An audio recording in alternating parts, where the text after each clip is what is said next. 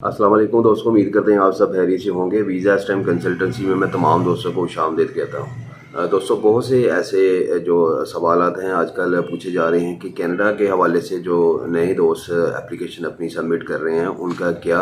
इस वक्त जो है ना वो रिज़ल्ट आ रहे हैं, उनकी कैसी जो है वो रेशो है। क्योंकि इनकी रेशो है इससे ही मुतल्लिक देखते हुए नए जो एप्लीकेंट होते हैं वो अपना इस चीज़ का तयन करते हैं, ये फैसला करते हैं कि वो अपनी एप्लीकेशन जो है वो दें, आया ये माहौल उनके लिए साजगार है या नहीं है। दोस्तों, आपको सबसे पहले ये मैं बता दूं, देखिए हर बंदे के जो डॉक्यूमेंट्स होते हैं वो अलहदा होते हैं। उसके अंदर तमाम तर सर्कमस्टेंसेस जो होते हैं वो हर बंदे के अपने बिज़नेस के हवाले से, जॉब के हवाले से मुख्तलिफ इसके अंदर जो है ना वो चीज़ें जो है ना इसके अंदर अकाउंट होती हैं। सबसे पहले आपको मैं बता दूं, अगर किसी का बिज़नेस है तो वो बिज़नेस के अंदर कुछ ऐसी चीज़ें होती हैं जिसके अंदर उसकी बैंक स्टेटमेंट्स है या उसके अपना टैक्स रिटर्न्स हैं, वो तमाम चीज़ें कैलकुलेट करते हैं। उसके बाद आपके कितने एसेट्स हैं, इन चीज़ों को देखा जाता है। और जो लोग अपने जॉब के ऊपर है उनकी जॉब कैसी है, और उसके बाद ये है कि अगर उनका ये प्लान देखा जाए कि कितना जो है वो प्लान है, अगर वो कनाडा की तरफ जा रहे हैं तो कनाडा ने हमेशा इन चीज़ों को देखना होता है कि आया एक बंदा किसी भी दूसरी कंट्री से यहाँ पे हमारे एज ए विजिटर या किसी भी ऐसे वीज़े के ऊपर जो कि उसने अपने डॉक्यूमेंट्स के साथ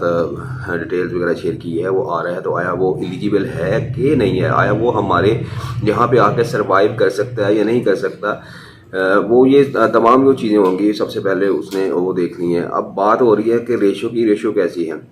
रेशो के बारे से दोस्तों बता लूँ कि कोई ऐसी रेशो नहीं होती है। रेशो हमेशा आपके डॉक्यूमेंट्स आपकी फ़ाइल के ऊपर होती है। आप क्या वहाँ पे अपना प्रेजेंट कर रहे हैं, किस किस्म की आप जो है ना वो अपने अपने आप को जो है ना वो उनके सामने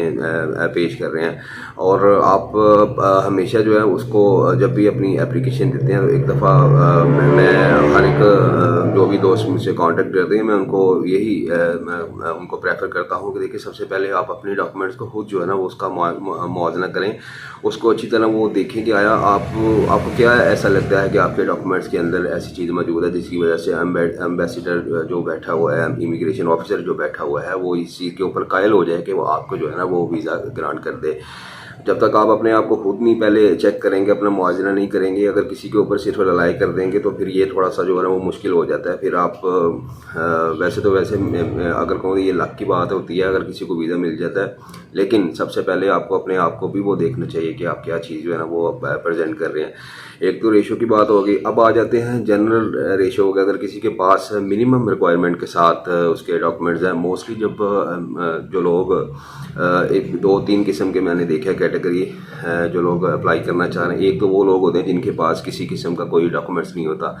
ना तो उनके पास कोई एनटीएन होता है, ना कभी उन्होंने कभी रिटर्न जमा करवाई होती है, ना ही उनके पास ऐसे कोई बैंक के अंदर जो है ना वो एसेट्स होते हैं। लेकिन जारी बात है, दिल तो हर एक का है, हर एक की ख्वाहिश होती है कि वो एक अच्छे मुल्क के अंदर जाए और एक अच्छा जो है ना वो रोज़गार जो है ना कमाए और अपने मामलात ज़िंदगी को बेहतर से बेहतर तरीके से जो है ना वो अपना गुजार सके। लेकिन आप अपने आप को थोड़ा देख लें, क्योंकि आपका अगर फ्रेश पासपोर्ट है, आपने कभी भी पाकिस्तान से बाहर विज़िट नहीं किया, कोई आपकी ट्रैवल हिस्ट्री नहीं है, और उसके बाद आपकी ऐसी कोई प्रोफाइल भी नहीं है कि जिसको देख के वो बंदा जो है ना इम्प्रेस हो सके या इस चीज़ के ऊपर आ सके कि आपको वीज़ा देना चाहिए, तो आपको थोड़ा रुक जाना चाहिए। आपको सबसे पहले अपनी प्रोफाइल के ऊपर जो है ना वो थोड़ा बेहतरी लाने की कोशिश करनी चाहिए। दूसरे वो लोग होते हैं जो कि कनाडा के लिए एप्लीकेशन देने के ख्वाहिशमंद होते हैं, जिनके पास टैक्स रिटर्न तो होती है या उसके पास दूसरे उनके एसेट्स वगैरह होते हैं, लेकिन वो इतने खातरख्वाह मतलब अच्छे नहीं होते। अच्छे मतलब कहने का ये है कि वो उन्होंने जो अपनी टैक्स रिटर्न भी जमा करवाई होती है वो भी गालबन जो होती है सिर्फ नील की जो होता है वो करवाई होती है, उसके अंदर कोई ऐसी चीज़ नहीं होती है, ना वो टैक्स पेयर होते हैं। और कुछ मोस्टली जो मैंने देखा है वो तकरीबन 4 से 4.5 लाख रुपए के अंदर जो है ना वो टैक्स रिटर्न अपनी वो लेके आते हैं। ऐसी टैक्स रिटर्न जिसके अंदर वो बिल्कुल आपकी जो सैलरी है या आपकी जो एक्सपेंस हैं वो बराबर ही तकरीबन जो है ना वो चल रहे हैं। तो इसके अंदर भी थोड़ा सा जो होता है वो इमिग्रेशन ऑफिसर को ये फैसला करने में मुश्किल हो जाता है कि आपको वीज़ा दिया जाए या नहीं दिया जाए, क्योंकि उसमें अगर आपके टैक्स रिटर्न उस हिसाब से है तो आपकी जो यकीनी तौर पर जो बैंक अकाउंट भी होगा उसके अंदर भी जो आपके कैपिटल होगा या आपके पास जो पैसे होंगे वो भी तकरीबन कोई इतने ज़्यादा नहीं होंगे। वैसे लोगों को भी थोड़ा सा जो है ना वो अपनी प्रोफाइल को देख लेना चाहिए कि उनके लिए कैसे जो है ना वो रिज़ल्ट आ सकते हैं। एक तो ये जो है ना दूसरी इसके अंदर आ जाती है, और तीसरे वो लोग होते हैं जिनकी ट्रैवल हिस्ट्री जो बहुत अच्छी होती है, 5 से 7 कंट्री की उनकी लगाने की अगर ट्रैवल हिस्ट्री है। चलें अगर एशिया की है, एशिया की भी चलें, कई लोग दुबई, सऊदीया, थाईलैंड, सिंगापुर, मलेशिया, कंबोडिया, ऐसी कंट्रीज़ को जो है ना वो विज़िट कर चुके हैं। लेकिन ज़ाहिर बात है इन कंट्रीज़ को भी विज़िट करने के लिए उनके जो है ना वो एक जान माल वगैरह लगा होता है, एक वक्त लगा होता है, ये एक ज़रूर है ये इनकी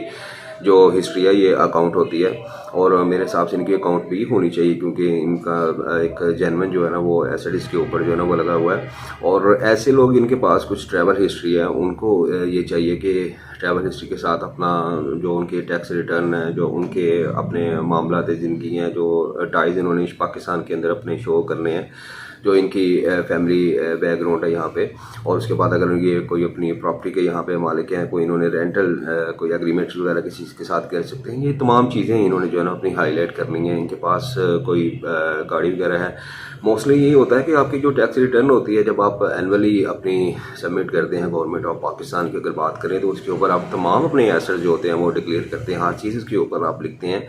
चाहे वो आपने अपने कोई लॉयर जो है इस काम के लिए रखा हुआ है, लेकिन उसके अंदर भी आपको ये चीज़ देखनी चाहिए कि आपने क्या दिया है। मैं अक्सर जो मेरे पास क्लाइंट वगैरह आते हैं, मैं उनसे फर्स्ट जब मेरी मीटिंग होती है उनसे मैं पूछता हूँ कि आपके कितने एसेट्स हैं, तो उनका ये जवाब होता है कि भाई ये हमें नहीं पता हमारे एसेट्स कितने हैं, क्योंकि हमारे लॉयर ने जो है तमाम डॉक्यूमेंट जो है ना वो अपना सबमिट किए हुए हैं, लेकिन हमें इस चीज़ का नहीं पता। फिर उनसे वो चीज़ जो होती है वो उनकी टैक्स रिटर्न वगैरह मंगवाई जाती है, फिर उनसे देखा जाता है। एक तो ये भी चीज़ मैं आपके साथ हाईलाइट करना चाह रहा हूँ कि इसको थोड़ा सा जो है ना आप खुद भी देखें। और उसके बाद ये होता है कि एक और कैटेगरी है जिन लोगों ने अपना वहाँ पे कनाडा से मंगवाया होता है, स्पॉन्सर मंगवाया होता है, वो कैसा जो है ना वो रिज़ल्ट हासिल कर लेते हैं। उसके अंदर आपको ये बता दूँ,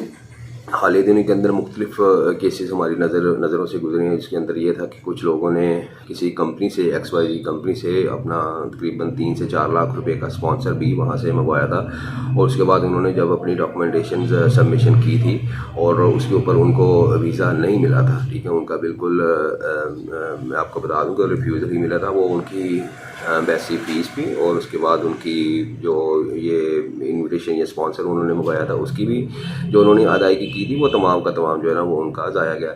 और उसके बाद एक मेरे पास मेरी नज़रों से एक ऐसे केस भी रिसेंटली गुजरा जिसके अंदर उन्होंने अपने ब्लड रिलेशन का मंगवाया था स्पॉन्सर, लेकिन उसमें ये साहब ने थोड़ी सी गलती की थी कि जब हमारे पास केस है वो केस उन्होंने खुद सारा फाइल किया था।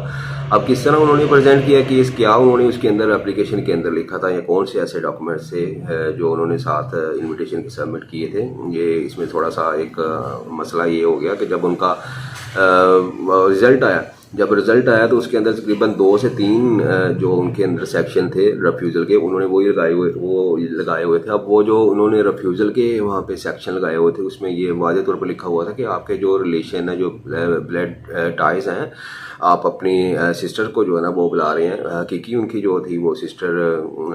पाकिस्तान में थी और ये भाई अपनी सिस्टर को जो था वो बुला रहे थे, लेकिन कुछ डॉक्यूमेंट्स उन्होंने जो साथ लगाए थे वो वाज़ेह तौर पर ये इस चीज़ की तस्दीक नहीं कर पाए थे, जिसके बाद उन्होंने वो एक तो एप्लीकेशन उनकी रिफ्यूज़ल दे दी, लेकिन उसके अंदर अच्छी बात ये हुई कि 10 दिन का उन्होंने उनको टाइम भी दे दिया था कि 10 दिन आपके पास हैं, आप अपने रिलेशन को जो है ना वो किसी तरीके से अप्रूव कर दें जिससे हमें ये यकीन हो जाए, हमें ये सेटिस्फैक्ट्री हो जाए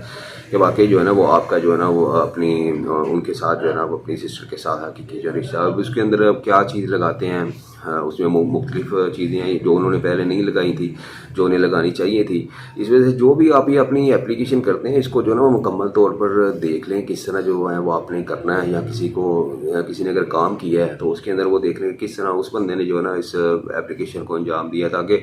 आपको जो खुद अगर ये काम कर रहे हैं तो आपको अच्छे से अच्छे जो है ना इसके नताइज जो हासिल हो जाएँ। मज़ीद वीडियो के लिए हमारे साथ ही रहिएगा, इंशाअल्लाह ताला जो भी नई अपडेट्स होंगी आपके लिए जो है ना वो लेके आते रहेंगे। अल्लाह आपका हामी नासर हो।